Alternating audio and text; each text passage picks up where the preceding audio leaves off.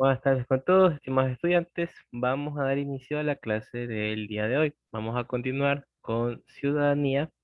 Recuerden que el tema principal que estábamos nosotros ingresando es acerca de la igualdad. Hemos hablado bastante de la igualdad, que ahora vamos a ver cómo vamos a expresar esta igualdad, porque recuerden que es un tema extremadamente extenso. Vamos a ver cómo nosotros podemos ingresar en este tema con diferentes puntos de vista. Y como estamos hablando de igualdad, ¿qué más que el acto del sufragio universal? Entonces, por eso estamos hablando de las votaciones con respecto a las personas, ¿verdad? ¿Cómo lo vamos a expresar cuando estemos hablando acerca de, a ver, un momento que hay cuatro personas que se van a unir. Ya, como cuando estamos hablando acerca de personas adultas mayores, estamos hablando de adolescentes, de los PPL, los famosos PPL, las personas privadas de libertad, ¿verdad? Entonces vamos a ver cómo se da en los casos estos diferentes tipos de voto. En la clase anterior nosotros llegamos hasta las personas analfabetas, pero bueno, los que recién se han ingresado a la clase, recordemos que anteriormente en nuestro país el sufragio no era de carácter universal. No era esto, ¿por qué? Porque recuerden que venimos de una sociedad que se encontraba predominada en lo que era y lo que sigue siendo el patriarcado. Entonces, para este determinado grupo de personas, ¿qué ocurría en estos casos? Era que la única forma de poder votar en nuestro país era si cumplíamos un cierto número de requisitos. Y bueno, estos requisitos ya la mayoría lo sabe. Era tener más de 18 años, era saber leer y escribir, era ser blanco, tener propiedades a la vez de tener propiedades, tener una solvencia económica grande. Entonces, yo les explicaba que las personas que podían votar en nuestro país eran de aproximadamente un 5%. O sea que estamos hablando, en ese entonces Ecuador no tenía 16 millones de personas. Digamos que Ecuador solo tenía 1 millón. Pongamos que tenía 1 millón de Ecuador. Entonces, si ese millón de personas nosotros lo multiplicamos por 0,005, estamos hablando que solo 50.000 personas votaban para ese entonces. Y no digamos 1 millón, digamos que eran 500.000 personas nomás en Ecuador. Entonces, por 0,005, estamos hablando de solo 25.000 personas votaban en el país. Entonces, estos son los datos que nos arroja la historia de identificar cómo el país ha ido evolucionando. Ustedes saben que ahorita vota Raimundo y todo el mundo prácticamente. Son muy pocos los casos en los cuales las personas no llegan a cumplir con este derecho que es acerca de las votaciones. Por ejemplo, ya votan adolescentes. Háganme esta acotación, porque no recuerdo exactamente, pero creo que votan adolescentes a partir de los 16 años. No recuerdo muy bien esa parte, pero creo que ya desde los 16. 16 permiten. Sí, profe. Sí, ¿verdad? Desde los 16 Sí. ya ahorita. De los 16, sí, exactamente. Desde los Profe, 16. disculpe, ¿y estos datos de qué año serían que registra nuestro país? 1800. Estamos hablando de 1800. Lo de, que las personas votaban solo el 5%. Estamos hablando de 1800 y algo. Ah, ya, Ujú, ¿Y gracias. en qué aproximadamente. tiempo, cambió esa ley que todas las personas podían votar? Va cambiando según se va reformando la Constitución del 97, la Constitución del 2008, que es la que nosotros tenemos actualmente, a no ser que el presidente Lazo cambie la Constitución, es las que van adquiriendo nuevas leyes, van derogando leyes, van quitando restricciones, aumentando restricciones. Estas Y son el único las... que puede cambiar las leyes es el presidente. Un caso, si al presidente se le viene la idea de ya no haber más votaciones y solamente él quedar como el presidente, ¿eso puede hacer él o no? Lo Como podría, como en el Venezuela. país de Venezuela. Sí, exactamente. Ah, Lo podría proponer y de ahí es que La asamblea la le asamblea le permite. permite, exactamente. El presidente tiene mucho poder, Pero el presidente no es que viene y dice, sabes que ahorita todos se van a vestir de rojos. No, porque para eso somos un país democrático. Recuerden que la democracia es demos, que significa que demos, que vienen de palabras griegas, que significaba el poder del pueblo. Entonces nosotros, bueno, en este caso el pueblo, tiene también gran parte del poder al momento de elegir. Es verdad, el presidente tiene mucho poder, tiene bastante poder, es la persona más poderosa del país, pero no por ello quiere decir que él puede amedrentar acerca de las decisiones de otras personas, porque si fuera así, entonces cuando hubo el caso de los abortos, que vota el sí, vota el no, lo hubieran decidido normalmente. Y es una de las cosas que yo les mencionaba, que cuando al momento de crear leyes, siempre se tienen que tomar en cuenta muchas variables, variables de carácter dependiente, variables de carácter independiente, las afectaciones que estas van a traer a futuro. Entonces, siempre se tiene que tomar en cuenta estas consideraciones. Es verdad, si ya es una política la cual está arraigada en lo que es, ay, se me va el nombre, no es opresión, pero es cuando un presidente está ahí, ahí, ahí. Es el caso de Cuba, el caso de Venezuela, que se me va el nombre de esa situación política y la verdad me da coraje porque no recuerdo. ¿Cómo se llama eso cuando están los presidentes y no los mueven? Presionan, Se llama No, dictador. presión, ¿no? dictador, muy bien. Dictador. Quién dijo dictador? Washington Parra. Perfecto, me salvó el dolor de cabeza. Exactamente.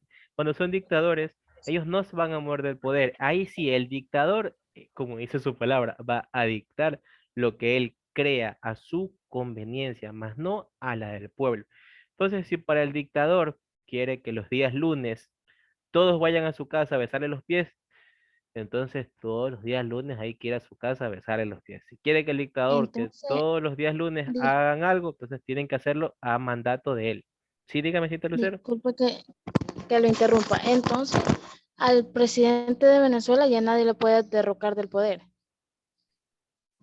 Eh, sí y no. Sí y no. Siempre hay que tener estos límites, ¿verdad? Y ¿quién lo puede Después, derrocar del poder al presidente de El pueblo Venezuela? mismo. Exactamente, el pueblo es el que tiene el poder. Si todo el pueblo se une y hacen una revolución total, olvídense que ese presidente va a salir porque va a salir, pero obviamente cada revolución siempre trae, ¿qué trae con consecuencia? ¿Qué ocurrió con la Revolución Francesa? ¿Qué ocurrió con la independencia de Estados Unidos? ¿Qué ocurrió con la Mucho independencia de muerto. Ecuador? Muertos, muchos muertos. Exacto, muertos. Y recuerden que la Revolución Francesa, la independencia de Estados Unidos, estábamos hablando de que no era la situación como tal en Venezuela. Recuerden que el principal problema de Venezuela es el factor económico. Y cuando estamos nosotros hablando de economía, estamos hablando de una variable dependiente de ella, la cual es la alimentación. Si nosotros tenemos economía, nosotros tenemos alimentación. Si tenemos alimentación, por ende, tenemos economía. Entonces la economía es lo que va a ser independiente de ellos. Por lo tanto, un pueblo que no se encuentra muy bien alimentado, muy difícilmente va a formar parte de una revolución, debido a que todo lo que va a mandar Venezuela, lo que son los militares, o también ayuda extranjera, va a ser mucho más fuerte de lo que ellos van a concebir. Pero como les digo, nunca den nada por sentado, nunca den nada escrito por piedra. Puede ser que de aquí a dos meses ya todo el pueblo venezolano esté en contra del, pero de verdad, sí, de verdad, que salgan a las calles y comiencen a protestar. Quizás eso es algo bueno que nosotros podemos rescatar de nosotros los ecuatorianos. ¿Qué ocurre cuando hay cambios en la política que a nosotros no nos gustan? ¿Qué ha ocurrido siempre? Los famosos paros, ¿verdad? Entonces, el pueblo sale a protestar contra contra alguna política, alguna ley que no les convenga. Obviamente, no es como todos, ahora lo que se ha visto, el paro por el arroz y el exacto. combustible. Exacto. Entonces, eso digamos que es algo bueno que nosotros los ecuatorianos tenemos, que no nos dejamos amedrentar, sino que cuando vemos que ya, o sea, sí se puede decir que dejamos pasar ciertas cosas, pero cuando ya nos comienzan a atacar de verdad, ahí nosotros sacamos nuestra pequeña casta. A pesar de ser un país muy pequeño, tenemos mucho coraje. Entonces aquí vemos también que quizás el pueblo, no quiero decir que no hayan tenido coraje ni nada por el estilo, hay que nosotros siempre analizar las situaciones en las que se encontraban.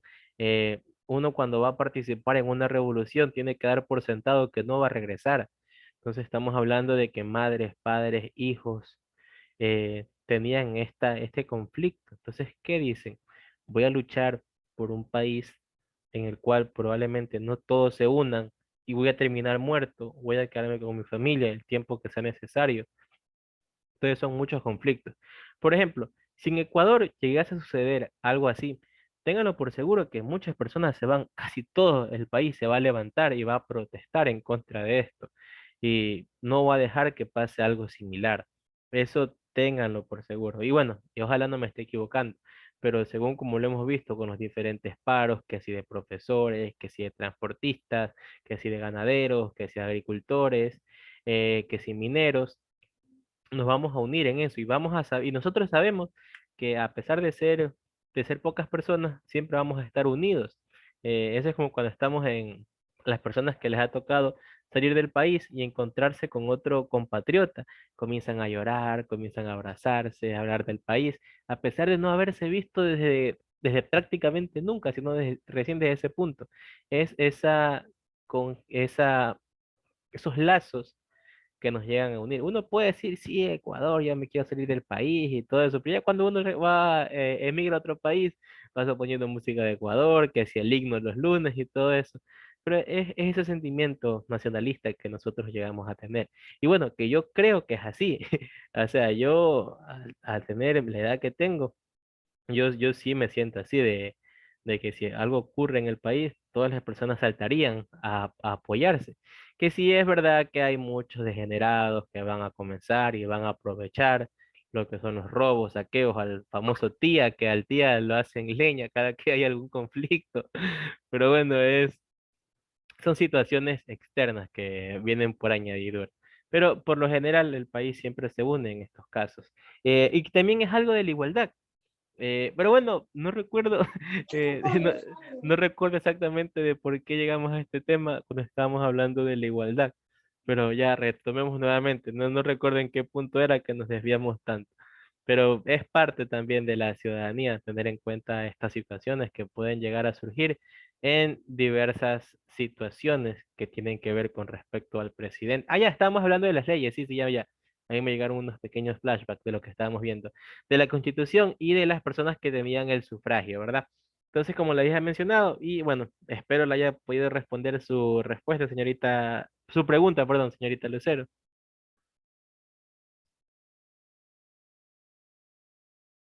Eh, Sí, sí, Luisa. Sí, con respecto a lo de las constituciones, esto cada cierto tiempo, según lo que denote el país, que hagan falta o no, es como van añadiendo nuevas políticas y añadiendo o quitando nuevos permisos y leyes, ¿verdad? Entonces, bueno, como les decía, vamos a ver acerca del sufragio universal expresado en los PPL, que son las personas privadas de libertad, por si no sabían cuál era el significado. PPL, persona privada de libertad. Pero bueno, creo que ahora ya es algo, un tema bastante común, bastante de sentido a nivel social, que ya sabemos lo que significa los PPL, sale a cada rato en las noticias, de que hay masacres y todo esto, ¿verdad? Entonces, bueno, continuemos. Tenemos el principio de igualdad expresado en el sufragio universal con respecto a las personas privadas de la libertad. Y aquí vamos a ver si los PPLs pueden votar, si no pueden votar, en qué casos sí y en qué casos no. Primero, quisiera saber quién de aquí cree que un PPL puede votar y quién no cree que un PPL puede votar. A ver, ¿qué dicen ustedes? ¿Puede o no puede? Sí, sí tiene derechos. Ya, a ver, Sí, yo Bueno, también tiene estoy de derechos. acuerdo, profe. ¿qué pasó? Pueden votar, licenciado, porque son ciudadanos. Ya, Siendo ciudadanos, no entendido que sí pueden votar. Tienen los mismos derechos humanos. A pesar que están con los derechos privados, pero igual sí tienen derecho para el sufragio. ya, muy bien. ¿Ustedes creen que habrán presos que no puedan votar. Claro que sí, claro que sí. Los que no tienen la Yo creo cédula que lista. al final están privados perdón, Ya. yo creo que si están privados de libertad, al final no tienen el derecho, porque como están privados de todo, No, bueno, digo yo. bueno, ya vamos a ver dentro de la materia, pero sí, es verdad, eh, los presos pueden votar. Tienen también ciertas circunstancias las cuales les permiten acceder al voto y otras que no les permiten acceder al voto. Por lo tanto, es 50-50, unos sí y otros no. Pero vamos a ver particularmente el caso de los que no.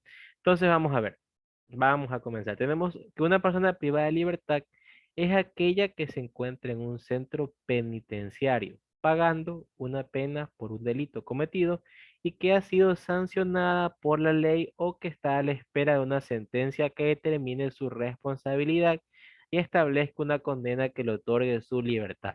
Entonces, este es el concepto de PPL, persona que se encuentra en un centro penitenciario por haber cometido algún delito y ha sido sancionado por nuestra ley y que se encuentra en espera de una sentencia que determine si es culpable o no. Ya. De estas personas solo pueden, escuchen bien, porque esta es pregunta de Egmodo, de estas personas solo pueden ejercer el derecho al voto los PPLs que se encuentren sin sentencia condenatoria ejecutoriada y mayores de 18 años. ¿Ya? También lo pueden hacer adolescentes, infractores. Chicos, espérenme un ratito, por favor. Sí, disculpen.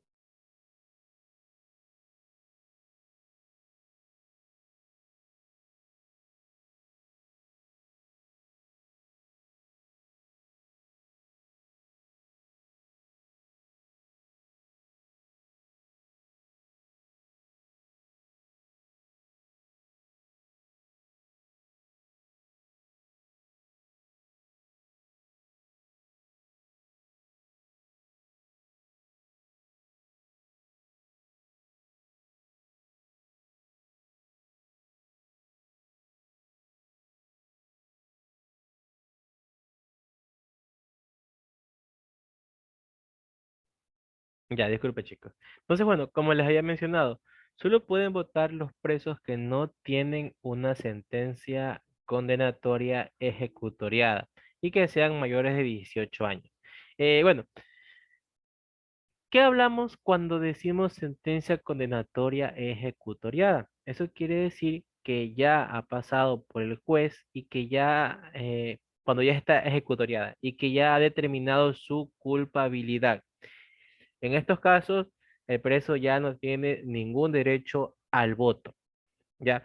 Pero cuando está, digamos que las elecciones son el 25 de diciembre y a mí me agarran preso el 20 de diciembre. Entonces, obviamente, en ese periodo de tiempo el juez no podrá darme mi sentencia porque es muy corto el tiempo. Por lo tanto, yo aún sigo, entre comillas, perteneciendo a la sociedad. Por lo tanto, en el caso de que yo quede libre, yo voté por el presidente que quise votar. Y este es el caso. Las personas, los PPLs que no tienen una sentencia, que no han sido juzgados, ellos pueden votar. Y obviamente que sean mayores de 18 años. Los presos que ya son sentenciados, que tienen 10, 15 años, ellos ya no pueden ejercer el derecho al voto porque ya no forman parte de la sociedad hasta que cumplan su sentencia y se reintegren nuevamente en la sociedad. Y bueno, también lo pueden hacer los adolescentes infractores mayores de 16 años que se encuentran en los centros destinados a ellos y que no tienen sentencia ejecutoriada. Para ellos el voto es facultativo. Más adelante vamos a ver qué significa esto de voto facultativo, de voto obligatorio, ¿ya? Para que no queden estas dudas. Recuerden, voto facultativo y voto obligatorio. También a las personas que tienen sentencia condenatoria ejecutoriada les suspenden los derechos de ciudadanía, por lo que no pueden ejercer el derecho al voto, lo que les menciono. Ya esta persona no puede decidir por el destino del país. Entonces sería ilógico que una persona que ya se encuentre sentenciada vote y decida cuál va a ser el destino del país. Ustedes ya van a entender en esa parte de que no pueden hacerlo. Bueno, también tenemos que para que puedan votar en todos los centros penitenciarios del país, las elecciones presidenciales aproximadamente habilitó. Vamos a tomar casos del 2019, que son los datos que se tienen actualmente. En el 2019 se habilitó el voto a 10.000, aproximadamente 10.000 PPLs, ¿ya? Ahora, Eso era trampa de los gobiernos, me imagino. no, porque como le digo, para que una persona tenga una sentencia, tiene que pasar un cierto tiempo. Muchas veces el delito es tan menor que los jueces están ocupados para delitos menores, como por ejemplo, digamos, el robo de un celular, que lo apresaron, lo cogieron con las manos en la masa y pusieron la denuncia. O, por ejemplo, el robo en un supermercado, de que alguien estuvo robando productos, ¿verdad? Obviamente hablando de menor escala, que todo delito es grave, es verdad, todo delito es grave, pero estoy diciendo los de menor escala. No es como si estamos hablando de una persona que mató a 20.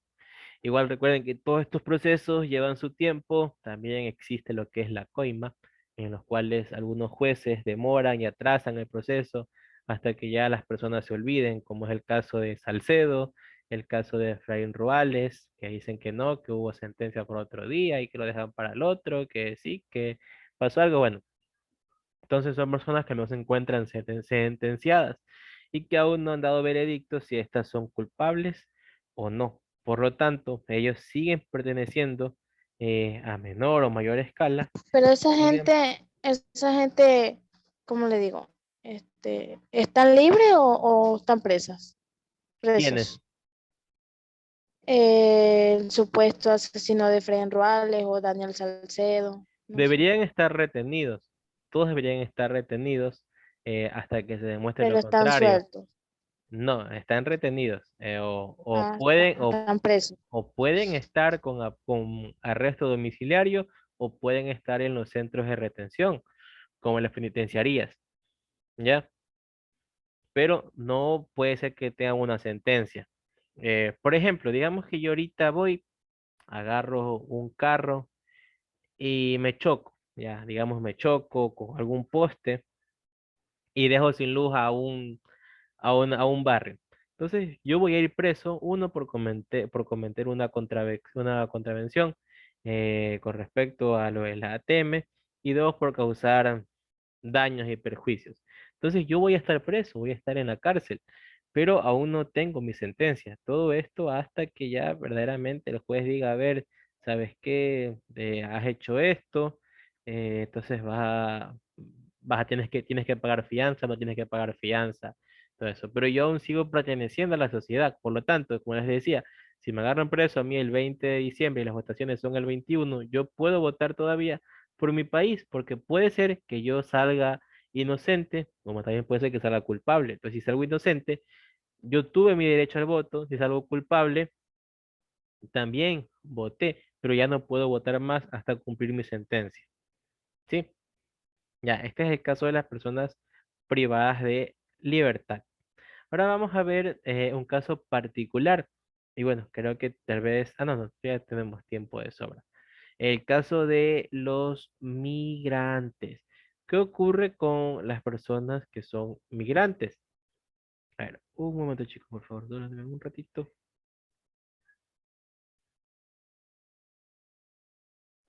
Ellos sí, pues ellos sí tienen derecho al voto. Creo que les ponen unas urnas allá en cada país donde están ellos. Ellos tienen que acercarse a votar a tal lugar más.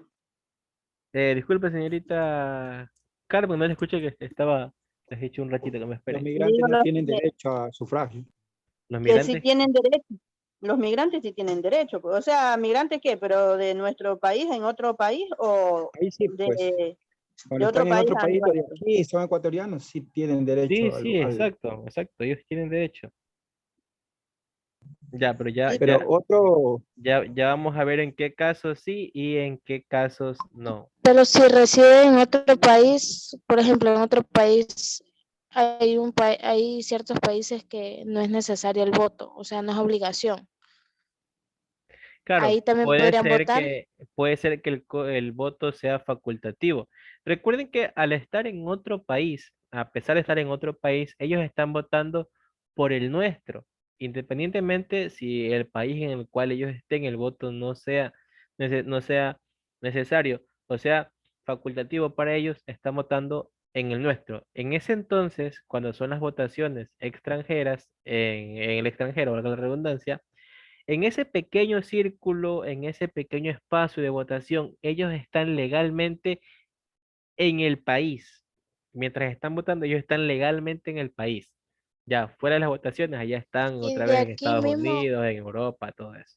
y, y de aquí mismo mandan, como le digo, los papeles para votar Claro, o allá mismo les facilitan. Ah, ok. los pueden mandar como los pueden mandar a imprimir. Todo depende de la organización que ellos tengan. Ah, ok, ok. Exacto. Ya. Es la Ya. diáspora de otro país. ¿Mande?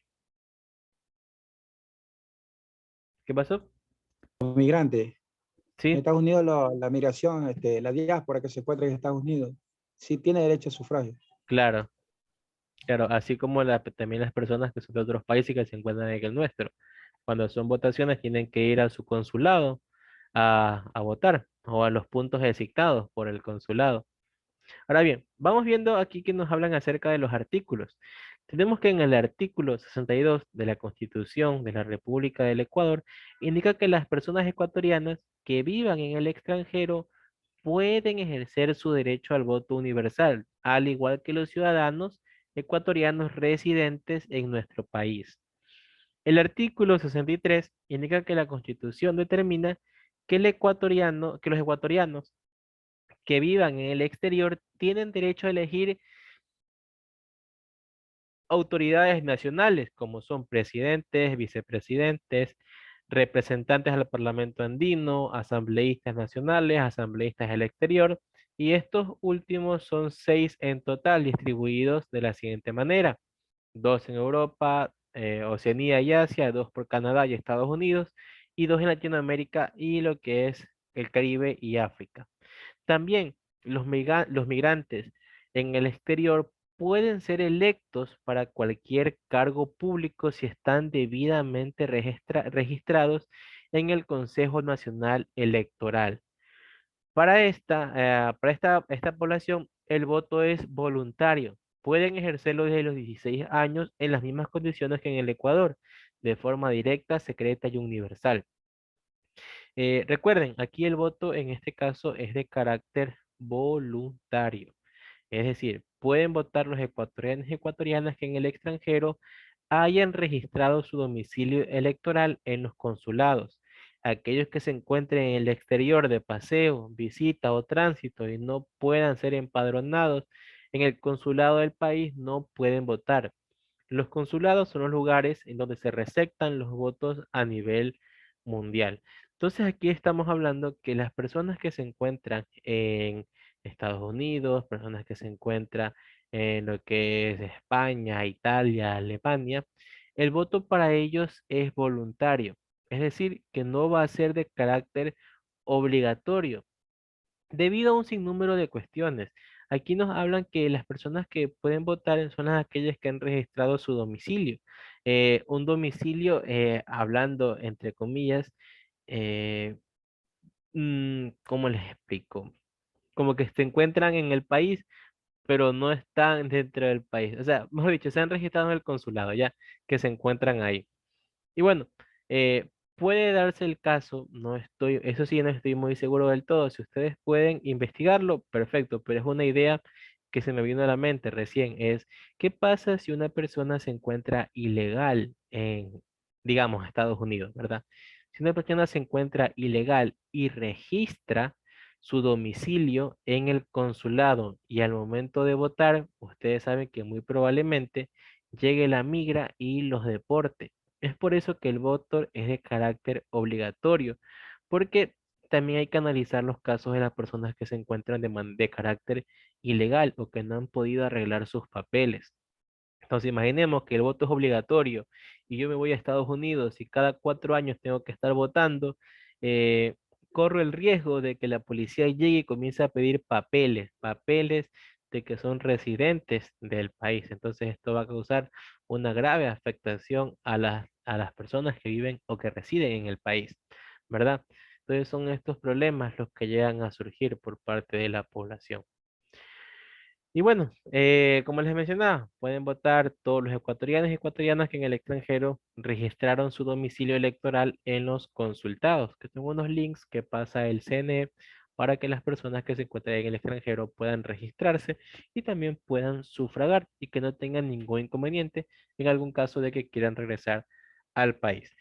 También nos habla que si hay personas que se encuentran de viaje, se encuentran así nomás de tránsito, y no han registrado su domicilio, ellos no pueden votar, no van a constar para el CNE y por lo tanto van a tener, obviamente si están de paseo, van a tener problemas cuando regresen al país debido a que ustedes saben que la papeleta de votación es un documento importante para realizar un sinnúmero de trámites y que si ya no tenemos esta papeleta hay que ir a acercarnos, a hacer diferentes papeles y terminar pagando para que nos den la papeleta.